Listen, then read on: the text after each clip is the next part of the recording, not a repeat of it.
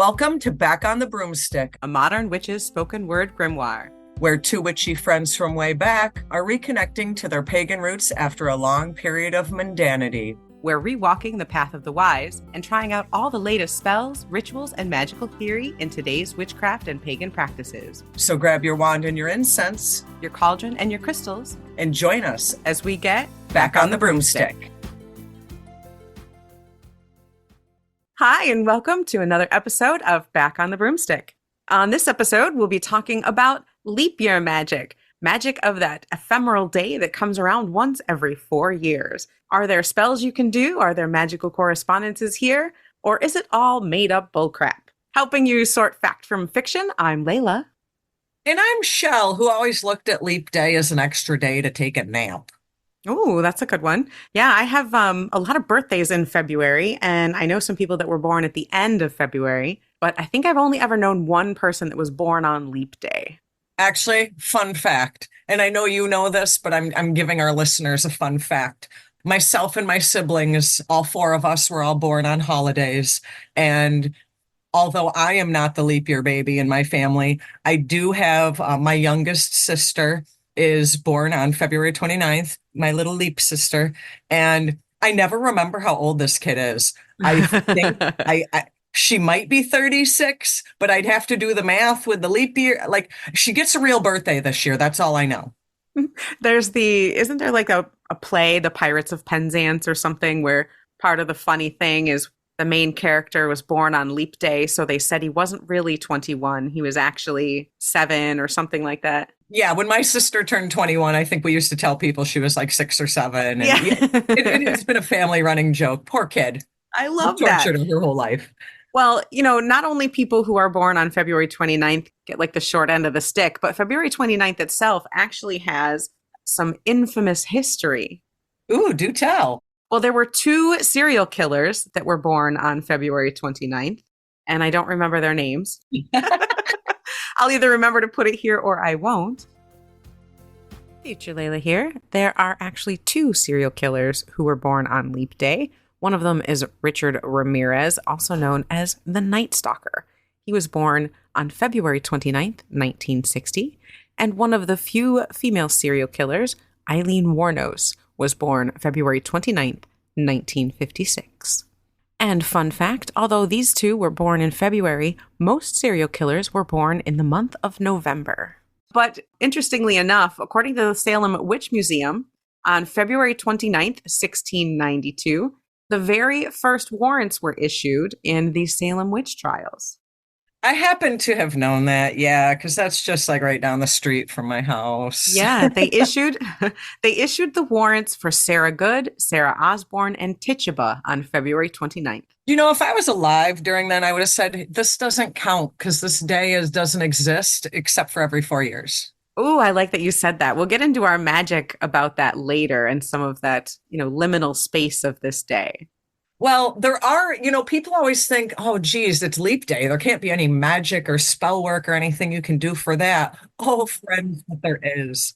Now, what is a leap day? What a leap day essentially is, and this I kind of knew from my sibling being born on this day, is that basically the earth and the sun, like, shit doesn't work out to be 365 year after year after year. And if we didn't have leap day, I think it's something like 6 hours. Every year we'd be 6 hours short of that 365, which then in turn would be like every 5 years we'd lose a day. So, as humans do, we just make shit up at a day. Yeah, the history of leap year is essentially that. A solar year, if you're going by the sun, it takes 365.25 or 6 hours, like Chelle said, roughly, for the Earth to travel around the sun.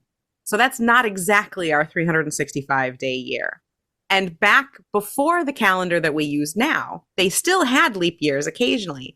Actually, at one time, they had a whole freaking leap month. Ooh. And it was kind of funny. So before the Gregorian calendar that we know now, which again is solar-based, they had a lunar-based calendar. I mean, people could follow the moon, right? It was pretty easy to see the moon changing over the course. Is that where 13 moons came from? Yeah, kind of. But even weirder, their calendar only went from roughly the spring equinox to the winter solstice. So about from March till December. January and February were kind of like no man's land. They had They no still are. name. What are you talking about? Right? Okay. And most of these months were like 28, 29 days because they followed the lunar cycle, right? So this worked out okay until they added 2 more months. They added January and February to make it a 12-month year. But that doesn't exactly follow the lunar cycle. There's 13 moons in a year, right? So basically, when we as a civilization don't like things, we make things fit into our butts. Yeah, we make things up. So because the seasons very quickly after this 12-month cycle started to get out of sync with the lunar cycle, the priests decided to make up a month called Marcedonius that they would just randomly inject whenever they decided it was time. They would literally come out and be like, surprise, it's Marcedonius month. And they would just add this random month in whenever it was needed. I love humans. So this made time, people, we like to keep time. And this made it kind of wonky. So Julius Caesar came in, changed everything, changed all the months, made it a solar thing, kept February as 28 days, and then added 1 day every 4 years. That just makes me think. So Julius Caesar goes in and flips the script. What was that first year like when you're like, okay, so we're following the lunar calendar? No, no, no, no, no. Now you're following the solar calendar. I would have been like, that would have been the most confusing year of my life. Even worse, if you lived like out of the city, you might not even know what the fuck they're talking about when they start talking about the new calendar. Who's going to know? There was no Twitter. There was no social media for everybody to find out quickly. It probably took generations for this shit to catch on. People would get on a horse with some scroll to go to these small villages and tell them the time has changed. Yeah. So we have this weird ephemeral day that sometimes is here, sometimes isn't. And to me, that is like a literal day that embodies the magic of a time out of time and a place out of place. An extra nap day, like I said. That too. So is it really a magical day in historical witchcraft history and lore, Chelle? Well, there's stuff you can do. Yeah, I don't want to say that it might be some historical day, but I talked in our last episode about how I don't know shit about numerology. I know enough to get in trouble, but I am definitely no numerology expert. If you figure out that leap day comes once every 4 years, if that year is divisible by 4, imagine how rare this day is. People think that because it only happens every 4 years, that it's like some portal to the spirit world. Could it be? I don't know. In our old podcast, we used to talk about how there's a portal to hell, like in every corner of everywhere. So this could be, one of those leap portals. I don't know. But there is something to be said for it. This is a time, I don't want to say I look at it as like this hidden day, but it's kind of a hidden day. You can do things like speak to spirits, do fairy magic, things of that nature. I think maybe I'm the crazy one. I don't know. It is a made up day, but made up things can have power too, because everybody knows that this day is special. That gives it specialness. Just like we said about Friday the 13th, enough people think Friday the 13th is a thing, it becomes a thing. Right.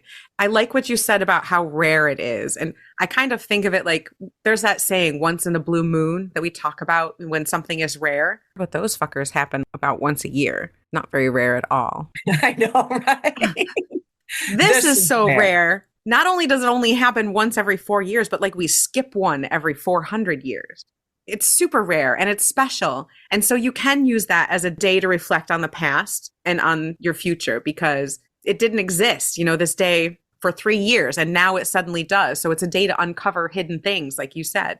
And, I joke about it being a nap day, but there is something that's said out and about in the world that this is a good time to be doing like dream magic and visualization magic. Well, what better time to do dream magic than when you're napping? That's true. It's a good time to do banishing spells as well, because the day itself is going to disappear. It will not exist anymore.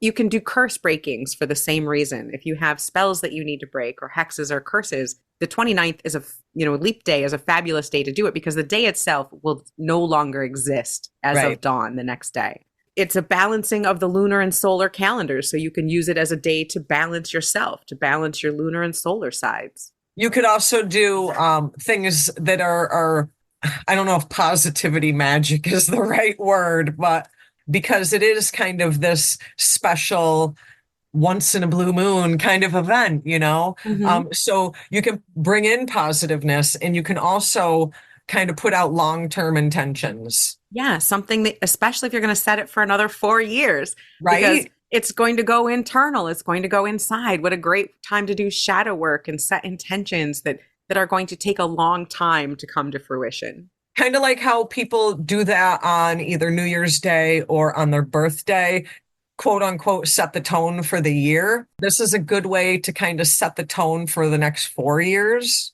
Take your New Year's traditions or your birthday traditions, multiply it by four, and there's your leap day tradition. Exactly, exactly. It's a great day and the energies are very abundant for that. I also like it as a day to take a leap of faith.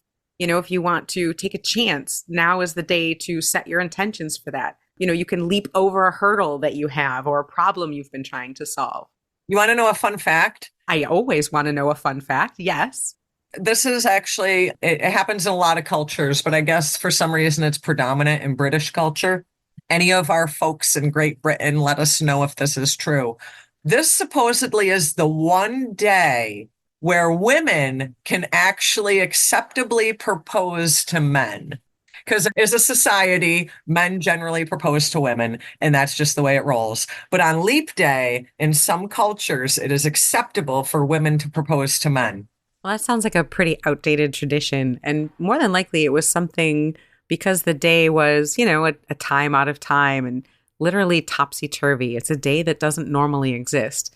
So I guess, back then they thought it was a time to do things out of the ordinary, something different. And I guess, ooh, women proposing to men, I guess that was about as wild and crazy as they could get at the time. And it was exactly what you said because it was such a time out of time day. It's such a magical day. It doesn't really exist. We're changing the whole calendar. The world is upside down. Women could ask men to marry them. How Yep. unusual and strange. Yep. So, take that kind of energy. Even they thought that it had some sort of supernatural, surreal energy, and they expressed it that way. So have it be a day to take a chance, to do something different, to do something outside your norm.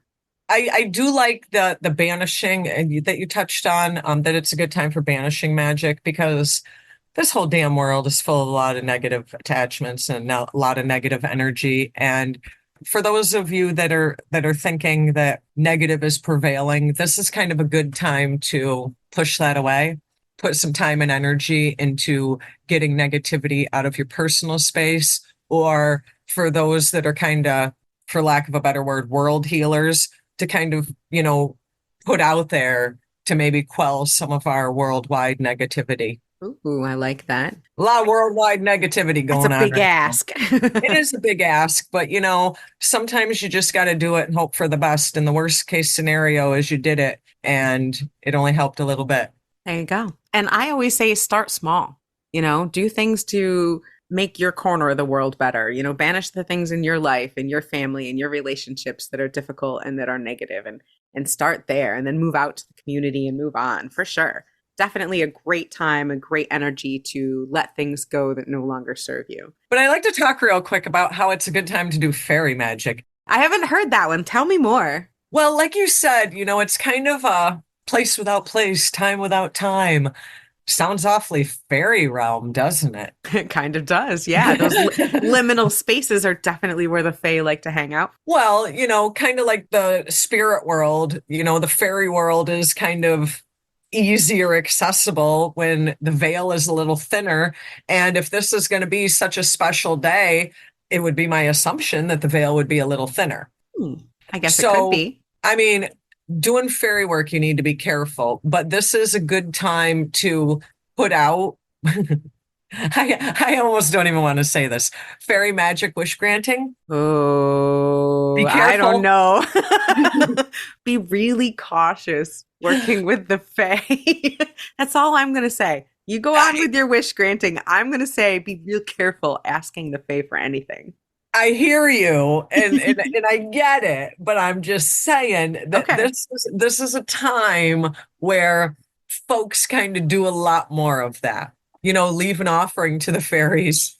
And they say leave an offering during the golden hour, which is either right after sunrise or right before sunset. It's easier to contact the fairies during those times, but you need to be, I don't know if cautious is the word.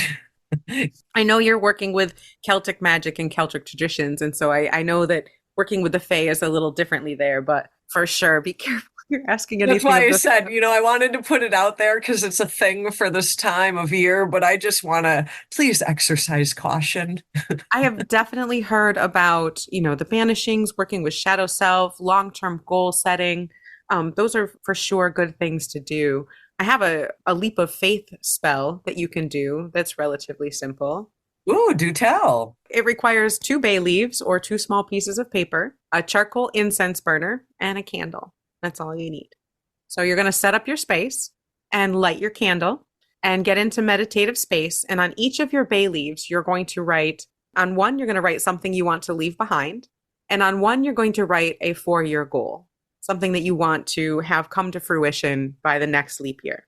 So once you're ready, you're going to place the bay leaf with the thing that you want to leave behind in the charcoal incense burner.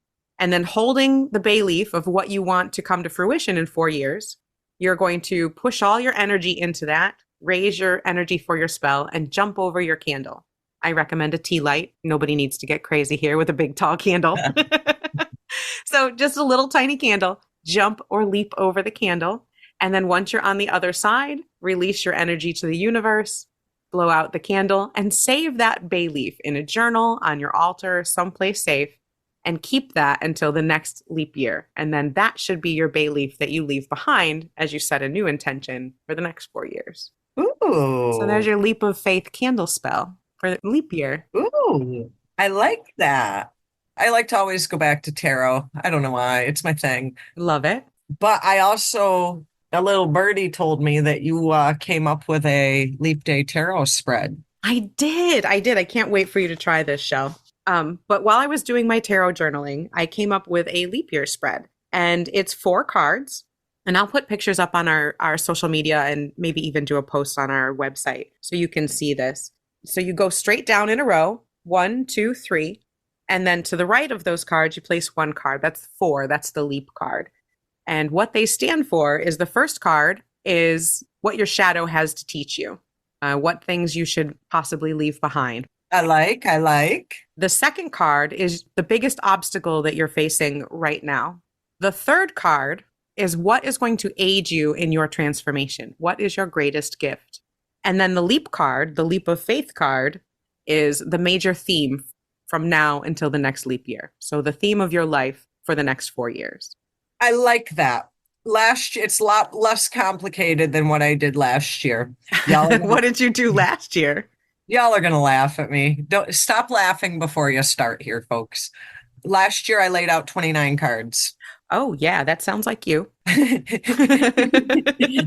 Well, I was like 29 days, 29 cards. And you say you don't do numerology. I have my own spin to it, apparently. There you go.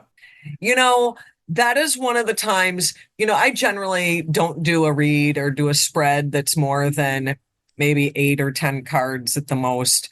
So to actually lay out 29 cards, talk about getting an in-depth full picture. And I did them in rows. I kind of did the 5, 5, 5, 5 all the way down to the last row could only be 4. It's a lot of cards, but I feel like you get kind of more detail and more in depth. I didn't necessarily go into it with, this row means this or this row means this.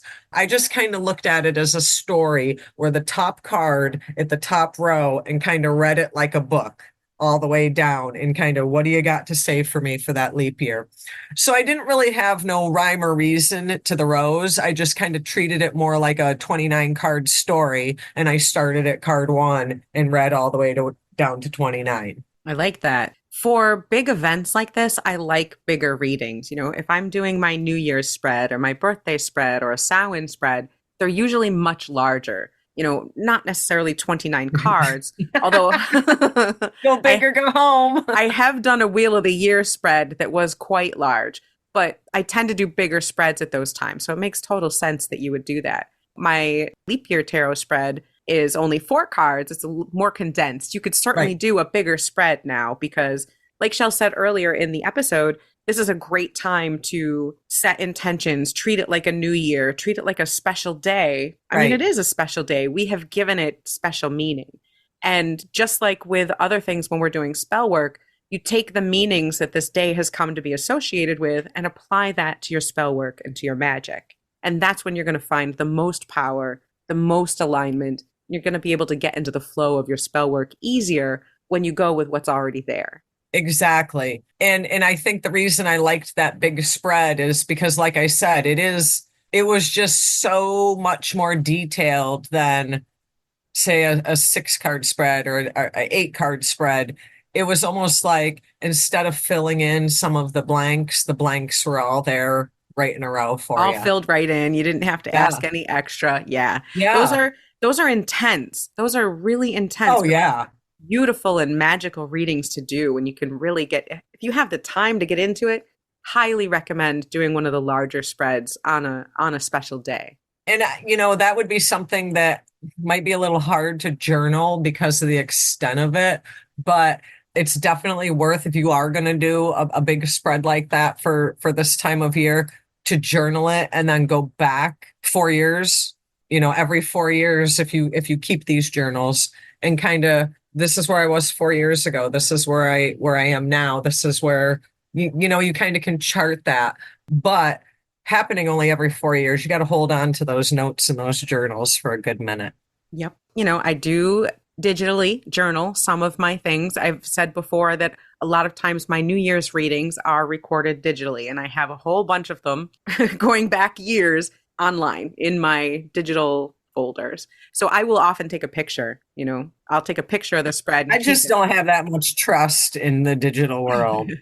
Yeah. Oh, no, I feel you. I definitely have handwritten and digital, but I have both. But actually, I might, now that I've talked about it, I might actually do that spread again, and I might take advantage of the Wiser Tarot Journal stickers.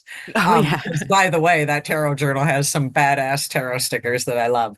Might take advantage of the stickers, and journal it out with those stickers. That's very cool. Yeah, I think it's a great day for journaling. I mean, who am I kidding? I think every day is a You love great day journaling for every damn journaling. day. I do. It's true. But Every day. it's such a great day for shadow work to go within. It's a liminal space, a magical space. It's, if you dare, fairy realm space. It's ancestor work space. It's space to get into your own head. It's time to uncover that which is hidden and to set plans in motion that you won't realize for years to come. And one thing, and that just kind of sparked something that I had forgot about. This is also a good time to do rituals and spell work for courage, because this is kind of a day where the mundane is replaced by the unexpected. So it's a good day to kind of be bold and try something different. Do things that you've always wanted to do that you've never done. Have that courage, have that strength, have that passion to just, like Layla said, take that leap. If you're not going to take a leap of faith on leap day, when the hell are you taking it? Just saying. Find that courage. It's a day that doesn't really exist. Everything is topsy-turvy, do it. Go for it. I love that you said that. I love that. Or you can nap all day and do dream magic. Or you can nap all day. Set your spell jar. I've seen a lot of people talk about spell jars and spell bowls for leap day, and I think those are fantastic. I should try that. I'm such a spell jar person, and I've never done a leap day spell jar. I might do that. You know what might be fun is a time capsule spell jar. Oh, what a great idea. Set up your spell jar, write a letter to future you 4 years from now with all your hopes and dreams for yourself. Put in all things that you would love to open up, little presents for yourself, crystals. Put in there little trinkets, keys, whatever you like. Maybe an actual wrapped present or two, and put it in your jar. Seal it up just like you would a spell jar with all sorts of good intentions, with the idea that when you open it 4 years from now, all that magic, all that good energy that you put into it is going to come out to you as you receive all these gifts and read that letter from past you. You're making me feel bad because if my 4 year ago self, I know I accidentally said I did it last year, but I meant I did it 4 years ago. My 4 year ago self that did that 29 card spread, I wish I would have wrote it down so that I could reflect on it now. And I hadn't written it down at the time. And here I am 4 years on, and I'm like, damn, I wish I knew what those 29 cards were. So that was one time where I was lazy. There, I said it, and I didn't write it down. And now 4 years on, wish I had, because 4 years ago was a minute ago, and I feel like I just really wish I knew what those 29 cards had said. Yeah. Yeah. What a great gift to give to your future self. So write down your tarot readings, write down your spells, and make a time capsule spell jar, for your future self to open at the Oh my God, you've given me a project. I'm doing this. Well, that being said, Chelle and I have got to go round up stuff for our spell jars. So thank you all so much for listening to Back on the Broomstick. And thank you for the continued emails and comments. You guys are freaking amazing. We love you all. We really do. So if you want to send us more emails, questions, comments, DMs, check us out at Back on the Broomstick on Instagram, on Facebook, even on YouTube, and our website, backonthebroomstick.com. As usual, stay wise, stay wicked, and stay witchy. And happy Leap Day, everybody. Happy Leap Day.